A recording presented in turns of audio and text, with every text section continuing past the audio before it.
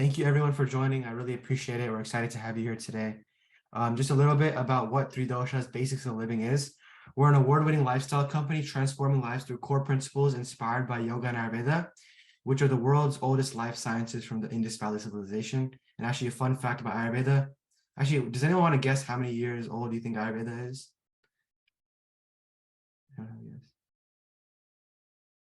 Well, it's actually 5,000 years old, so it's pretty old, and it's ancient knowledge, and we can all learn from it. Okay, so a little bit about our accomplishments. We've been seen on 2-Minute Drill, which is a business TV show on Bloomberg and Apple TV, and we were the recipient of the Junior Achievement Impact Award. We were also featured on an interview by Radio Zindagi, which is a Bay Area radio station.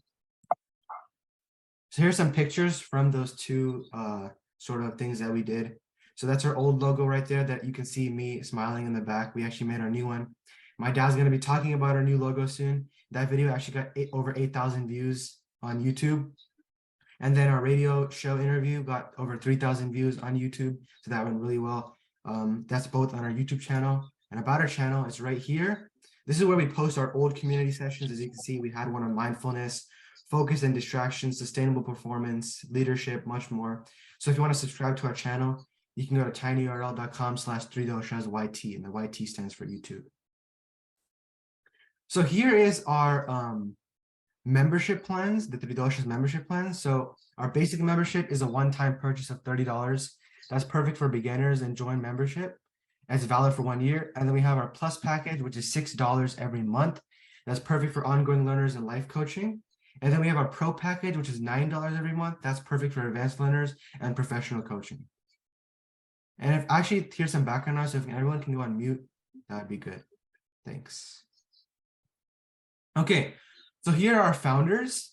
Obviously, I'm the one talking right now. I'm Sachin. Hope you guys know that. But yeah, I'm the CEO of this company.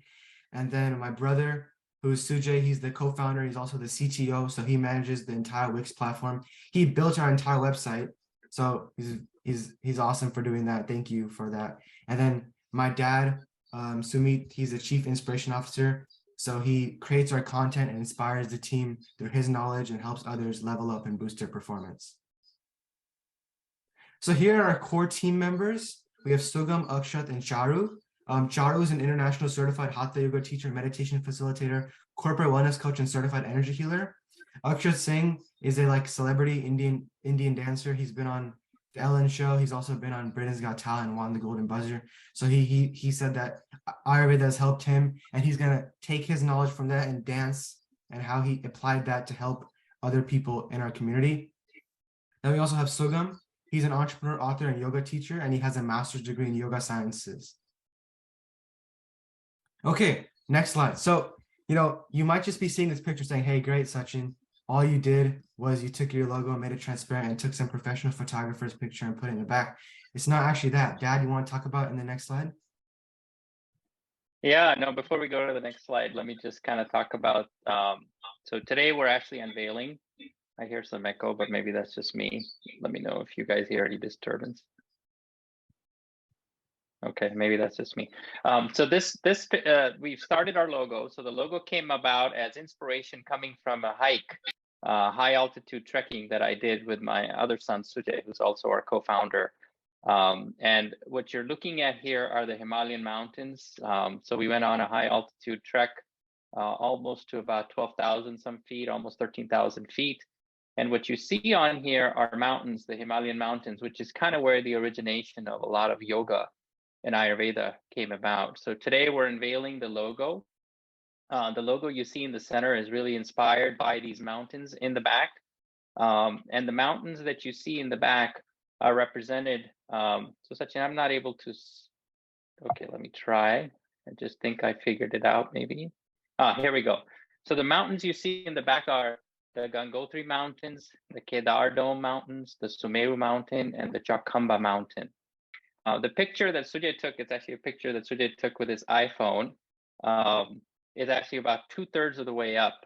And the three mountains that you see in our logo are really an inspiration coming out of the mountains in the back that you see.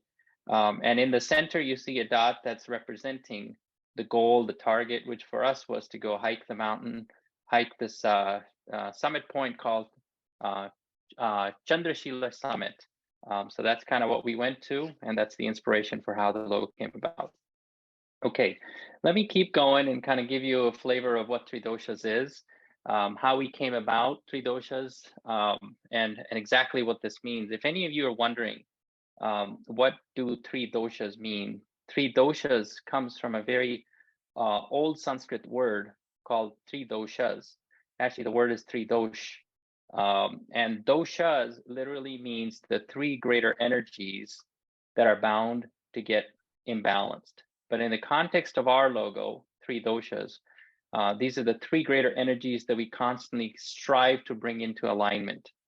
So the inspiration of the brand and the inspiration of the name comes from very old knowledge of yoga and Ayurveda, which are very scientific living systems.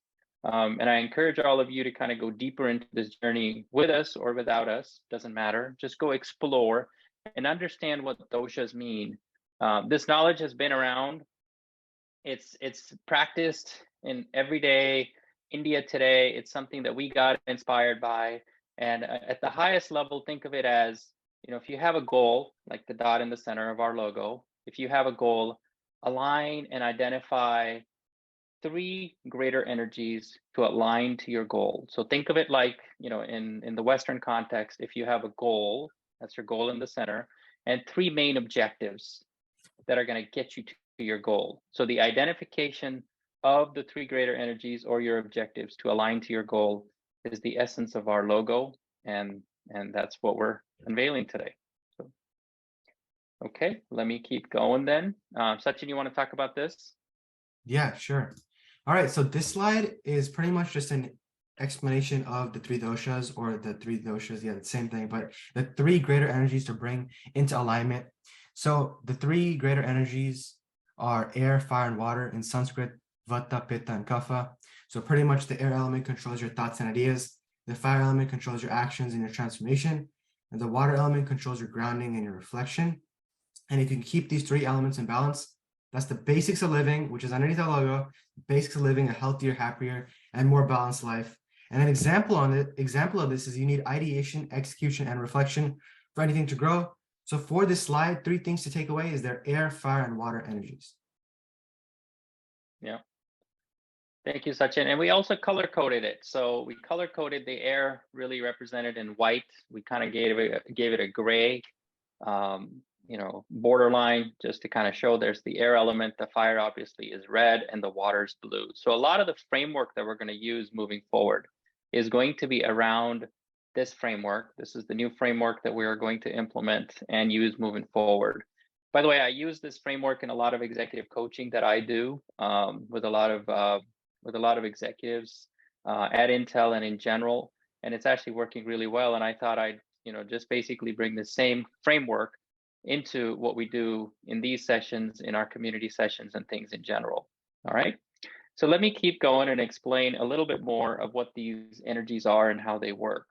So the three greater energies of the body, or they call it the three doshas of the body, what is called Sharira doshas in Ayurveda. So Ayurveda is a science that focuses very heavily on the body, and yoga is a science that focuses very heavily on the mind. Now, it's funny because in the US, yoga is seen as something that's very focused on the body because people are so focused on yoga in terms of asanas and postures. But it's really Ayurveda that focuses on the body, yoga that focuses on the mind. Yoga actually means union, and that union is not just at a mind level, it's actually a body-mind level. And that's kind of where the knowledge comes from. So I encourage you to go look into that.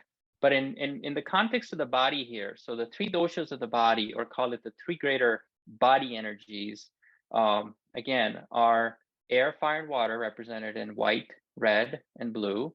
But the actual Sanskrit word for these are Vata, Pitta, and Kapha. Okay, so let's spend a little bit of time talking about what these are. Vata literally means anything that moves in the body.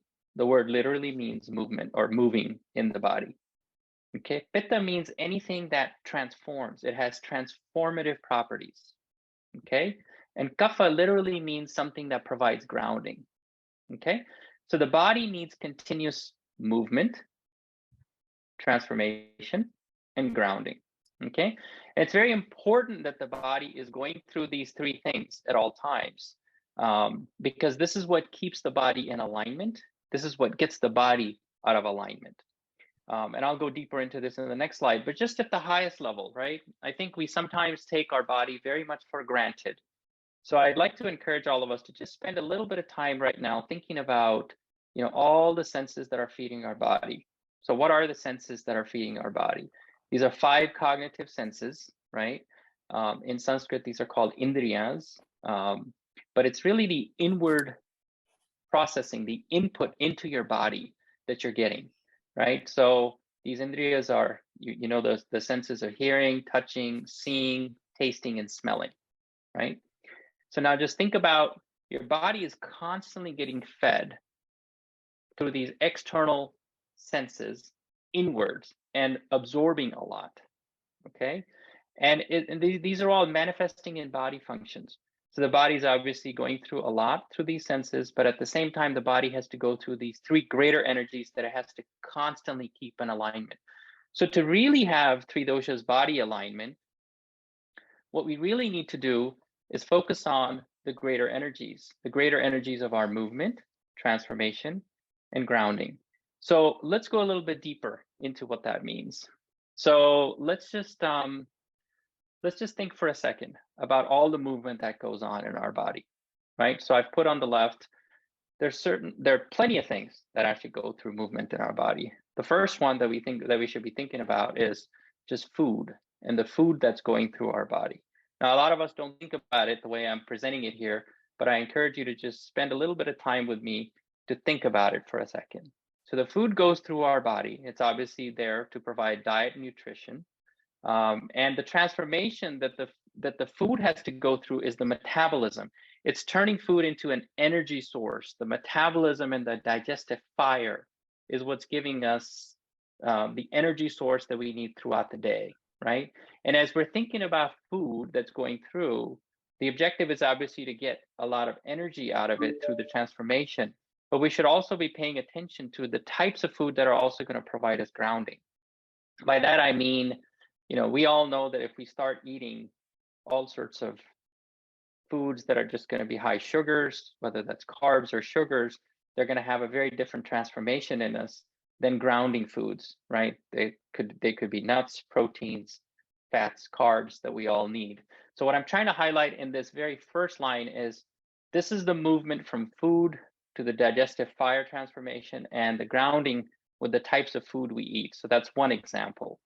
Now, there are other examples that you can think of in your body, right? There's the blood flow. There's how the blood is moving within the body. The heartbeat is constantly there if you think about it. So there's a movement happening in us at all times, which is the heartbeat. And that movement is what's giving us the vital energy because the heart is pushing the blood throughout every part of our body. And that blood flow is what's giving us the vital energy, right? And a lot of times we don't think about this one a lot, right? But again, you're getting a transformation happening here throughout your day, throughout what you're doing within your bloodstream. And a lot of times, if you look at how our blood pressure is or how our blood flow is, it's based on how our heart is beating, how kind of food we're eating, the vitality of what we're getting or not getting. And the third one I put in here for grounding at the end is this is something that a lot of us don't really think about. Our blood flow needs earthing or what's called earthing of electrons. Now, there's a lot of research that they've done in the US that talks about how our body needs to go through a lot of earthing. Now, what does earthing mean? Earthing means literally grounding yourself, right? So think about it this way. Your houses are grounded. The electrical outlet that you see is actually grounded in the house. Our body needs grounding. So how do we get grounding? We get grounding by literally touching the earth, right?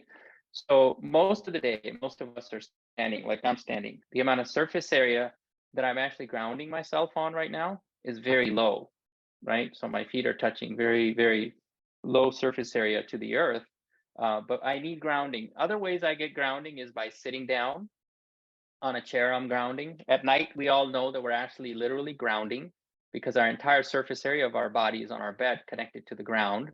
So what I'm trying to highlight here is that the blood flow and the transformation that the blood flow is going through is constantly needing that grounding. And that grounding is what calms the bloodstream. It's what calms the vital energy, and it calms the blood pressure, if you will, right? Some of the younger kids that you see will always be out and about in the on a grass or in the playground. And if they're not having shoes on, that's actually very good for them because they're actually getting the grounding that's needed. So I'm sharing with you kind of how we go through the transformations of movement, transformation, and grounding in the body. Your blood flow is very important to think about as one. The third one that I put on here is something something we don't think about a lot is just breathing. Obviously, we're breathing, but think about it. The movement of breathing is happening within our body at all times, right? We wouldn't be living if we weren't breathing. Um, and Ayurveda talks about breathing a lot. Yoga talks about breathing a lot. And what it's saying is that our breathing is connected to everything we do. It's connected to everything that we feel, that we touch, that we do, and it calms the nerves, right? It also causes us to have different types of breathing when we're stressful or we're in an anxiety state, and it could be anxiety from anything that we have, whether it's an exam, a test, a presentation, a job that I have to go to, or any of those things. So we need to pay very close attention to the breathing that's happening in our body and be in alignment with breathing. The other times to really think of breathing is when we're sleeping, right? So a lot of times we cannot sleep because there's way too much in terms of anxiety, stress.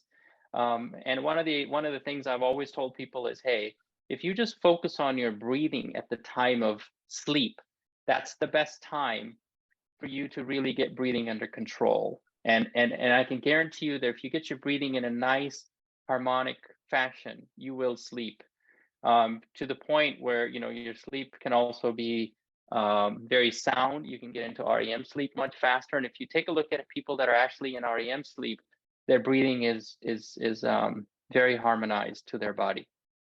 Okay, so again, food, blood flow, breathing, three things that are going through movement, transformation, and grounding. So pay attention to these in your body.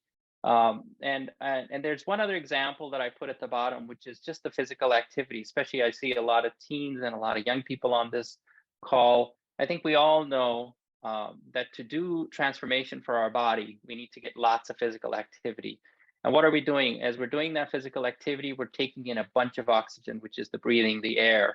And that's also going through its own transformation and giving us the energy levels of carbon dioxide that we provide. But one of the things, what you'll notice is we talk about how these energies have to be in balance or in alignment. Now, we all know that if we ever do a bunch of physical exercise or do too much of it and we don't rest and recuperate well, what happens to us? So when we do these exercises, one, it's important to be physically active because that's what we need for the transformation here. But it's also important to understand that you also have to ground and you need to recuperate from all the exercise that you do.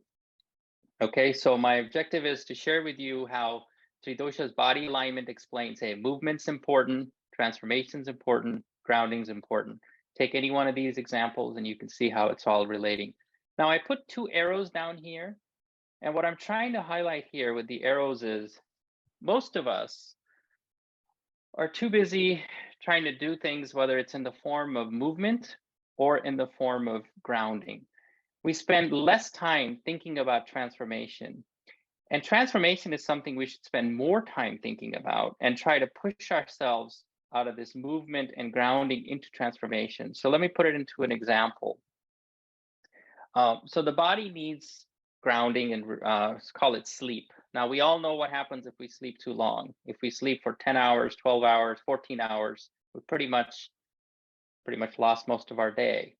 And what we should be doing is really doing more activity in the transformation stage to be more productive, to level up our game, to have higher performance, if you will, within your day. Another example that I already shared is if we're doing too much physical activity, that'll tire us out, right, in this transformation. So be mindful of how much of the movement we're doing and really try to stay into the activity form. The food we eat, right, how much we eat, and making sure that we understand that that's going to go through transformation and metabolism in our body. So what I'm asking you is to kind of think about how you move from the outer elements into the inner elements and stay more in the transformation, because it's really the fire element that needs the air element, and the fire elements need the water element. Fire needs air to burn well, and fire needs water to keep it regulated and grounded. Okay, so you can kind of see fire is what's needed at all times, because this is what we're all living for, is transformation. It needs air and it needs the water properties. Okay, let me get through the mind quickly, and then I'm going to open it up to some questions. I'm sure people have lots of questions, but let me just get through the content, and then we'll make sure I take all the questions. Okay, let's see. All right, let's move into how the same three doshas that I talked about in the body also work in the mind. Okay, and these are called mana doshas, right? Another term for these in yoga is gunas, right? So there are three gunas, and essentially think of it the same way as I talked to you about the three doshas, the three greater energies of the body. Precisely like similar to the body, you have three greater energies of the mind. And it's very important we start paying attention to these three greater energies of the mind. So what are these? First and foremost, what they are in Sanskrit are sattva, rajas, and tamas.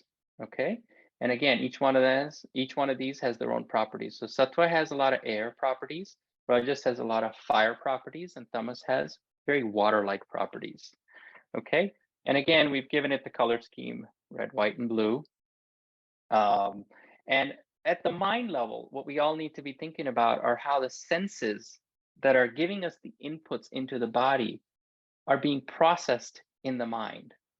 Okay, so I explained there are 5 senses that are the inputs into the body, but remember, every input that's coming into the body is getting processed in the mind. So we have what's called the 5 active expressions of our senses in the mind, right? These are our outward expressions. So the input is coming in to the body. The output is once it's gone through the mental process of how we express ourselves. So what are these 5 expressive sensory expressions, if you will, right? They're speaking, grasping, moving, reproducing, and eliminating, right?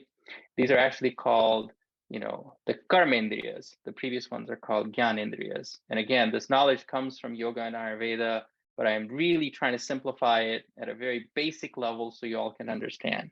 So at the body level, they're coming in, giving us a lot of input. At the mind level, they're going out, and there are expressions. So how does that work? So the mind, we all know, is constantly busy.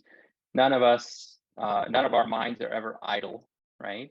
So we're all getting what? We're all getting ideas or thoughts in our mind at all times throughout the day, right? You could literally be studying, but you still have ideas. You could literally be sitting quiet and you still have a lot of ideas. So the ideas are going to keep coming because this is the air element that's going to be constantly coming in to the mind. And what the mind basically does is it takes all these thoughts and ideas and it transforms them, right? It transforms them by turning those thoughts into actions, okay? So the transformation that the mind makes us go through is the expression of the senses through actions that we take, okay?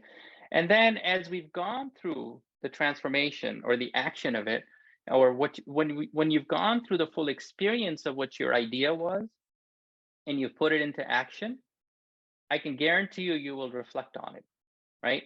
Now, some people may say, no, I don't really reflect that much. And I would say, younger people do not reflect that much because we're too busy trying to have too many ideas coming at us, trying to do too many things. But I'd encourage a lot of the younger people to reflect about every experience that they've gone through. So take a little bit of time and reflect. And this is actually one of the properties, the water properties of the mind that can get us in trouble. Because if we don't keep this in alignment, we won't get to our full potential, our full performance level, right? So let's take an example. Say you woke up, you got an idea, something from YouTube or something from Instagram, and you decided to take action, right? If you're just getting too many ideas and just doing too many things, and you're not reflecting how they're aligning you to where you want to achieve. So again, you're looking for mind alignment. You have to have mind alignment of your focus of where you're trying to go. And if you're just doing too much and not reflecting enough, you'll get yourself kind of out of alignment, if you will. So again, just think of it at the highest level. The mind has ideation, actions, and reflection as the three greater energies. And we must keep these three greater energies in alignment to grow and stay balanced. Okay.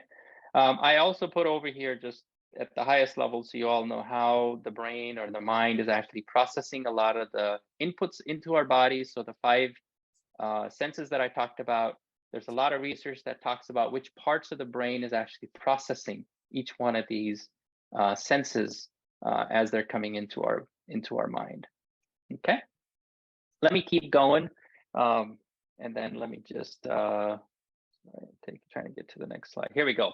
So just like the body, to get the alignment of the mind, we got to get great ideas, lots of ideas. We got to go through the sensory processing, and we must retrospectively look at those experiences to bring it into an alignment. If we're doing one of these too much, then we're going to get ourselves out of alignment. So the objective is to keep all three of them in balance, to keep them in alignment. And I talk about how you have awareness. Where does awareness come from? Awareness comes from seeing something, hearing something, touching something. And once, again, those are our senses. And once you've got the awareness, you then go through the execution of wanting it, wanting to take care. You get the determination of wanting to achieve something, to get those to turn into actions. And then as you've gone through the actions and you've experienced it, we must go through the regulation of it or the controlling aspect of it through reflection to say, hey, how did I feel? What were my emotions like as I did that experience? So as I took my thoughts and I turned my thoughts into actions, how did I feel about it? What are my feelings associated with that activity? What are the emotional states that it brought me in, right? Did it bring my performance level up or down? Did it take my emotions higher or lower? And getting that alignment is very important. So again, talking about ideation, transformation, and reflection, keeping each one of these in check to make sure they're in alignment and paying attention to that. At the bottom, I just put in at the highest level, be mindful of how many ideas you're getting, right, into your head. If you're doing a lot of things in a day and you're getting, I don't know, 200-300 ideas, but you're only able to act on 5 of them, then I would say you're having way too many ideas. And if those ideas are coming to you from your devices, from other things, maybe limit the number of ideas coming in, but focus more again on the transformation, because this is what's going to lead you. The actions that you're going to take is what's going to lead you to be more productive at a higher performance level. And then if you're reflecting too much, and I talk about the time and the effort, reflection takes the effort, especially for the young people, but I say make the effort to reflect a little bit to the younger people. And then for the older people, I would say if you're reflecting too much, reflecting means you're looking back at everything way too much in your life, guess what? That's also bad. So if you're spending too much time reflecting, for the older people, don't reflect so much. If you're not reflecting, for the younger people, start reflecting. If you're having too many ideas, it doesn't matter what age group you're at, you're having too many ideas. The objective is to stay in the middle and try to get to more of actions and try to make sure that the number of ideas that are turning into action and the transformation is what you're focusing on. And that's what's going to help you to boost your performance, to move you up in terms of your performance levels. I think Okay. Let me, yeah, I was gonna say, I think we're at yeah, the midway point. Let's have some questions now, Q&A, and then we can resume. excellent. Love it. Love it. I was just going to do that. Thank you, Sachin. Any questions, anybody?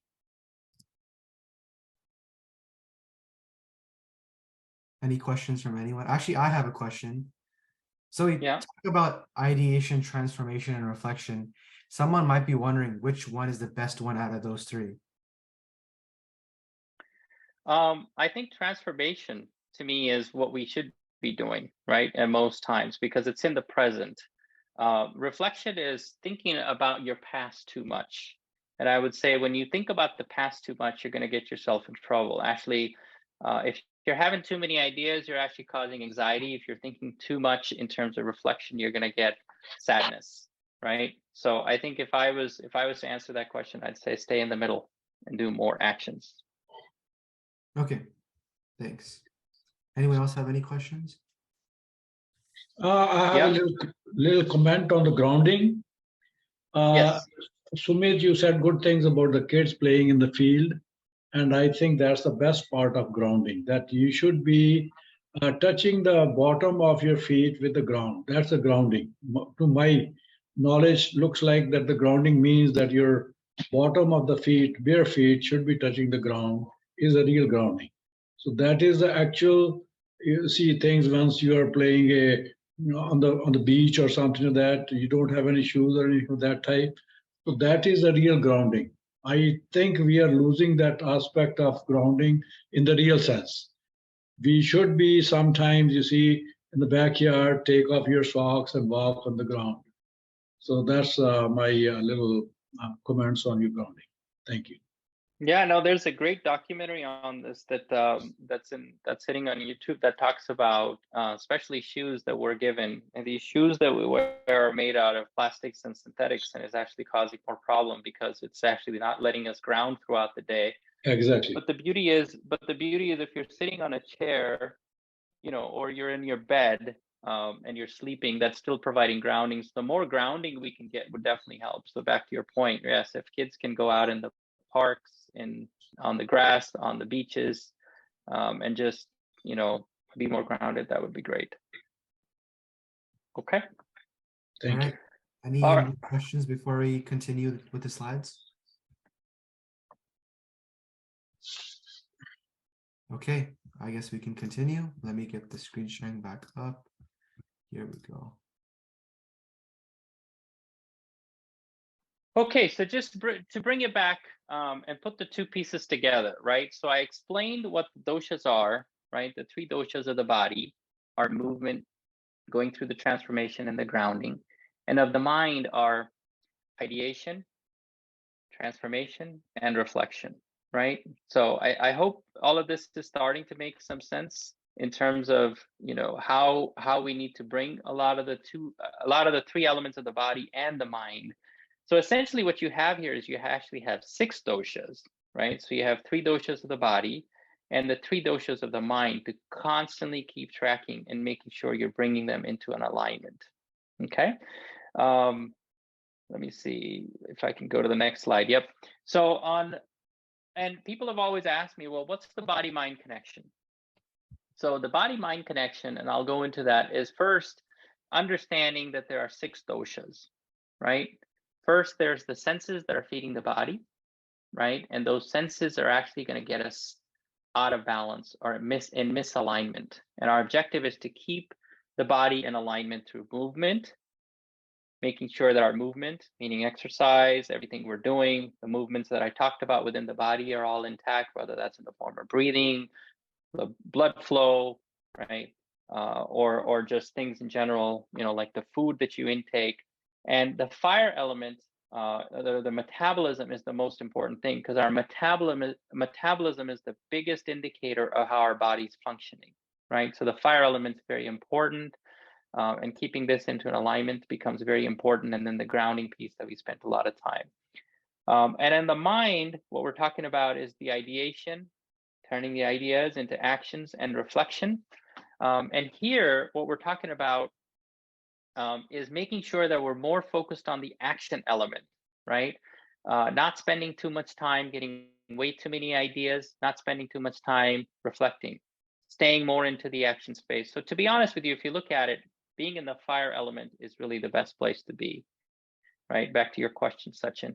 And what we wanted to do today was just bring some awareness to people in terms of how the senses are the inputs, right? Coming into the body, and then the senses outwards going out of the mind are how we're constantly living. And these senses are going to get us in balance, get us out of balance. That's what we need to align. And there's a definite connection between the body and the mind, between the two.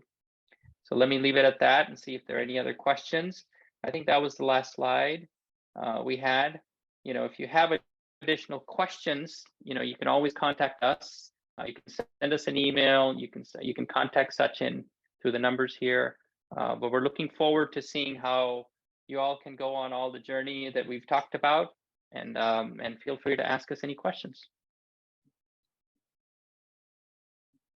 Sachin, anything else you have in mind? Just time for a Q&A if there's any more questions, but I know we had people from all walks of life join today. I think some people had to log off early, but we have Timon on here right now. We had Kelvin, we had Yash, we had Varun. So we had other people, and thank you for the people still on the call right now. If there's any questions, we can answer those. If there aren't any questions, you can ask questions just about the platform, about the company in general. It doesn't have to be about this slideshow.